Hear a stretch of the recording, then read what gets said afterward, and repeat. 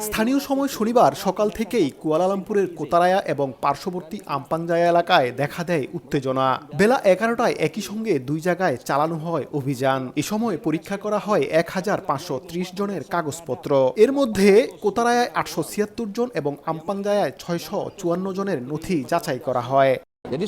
আমরা আজ দুইটি গুরুত্বপূর্ণ পয়েন্টে অভিযান চালিয়েছি। আমাদের মূল লক্ষ্য ছিল যারা বৈধ কাগজপত্র ছাড়া অবস্থান করছেন এবং পাশের শর্ত লঙ্ঘন করছেন তাদের আইনের আওতায় আনা। এই প্রক্রিয়া চলমান থাকবে।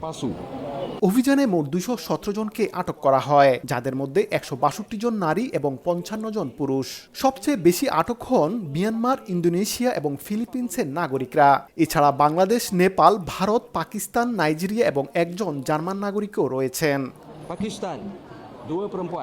অভিবাসন বিভাগ জানায়, আটকদের বিরুদ্ধে বৈধ ভিসা না থাকা, সময়সীমার বাইরে দেশে অবস্থান এবং ভুয়া পরিচয়পত্র ব্যবহারের অভিযোগ রয়েছে। তাদের আইনি প্রক্রিয়ার জন্য ইমিগ্রেশন ডিপোতে পাঠানো হয়েছে। মোহাম্মদ আব্দুল কাদের, সময় সংবাদ, কুয়ালালামপুর, মালয়েশিয়া।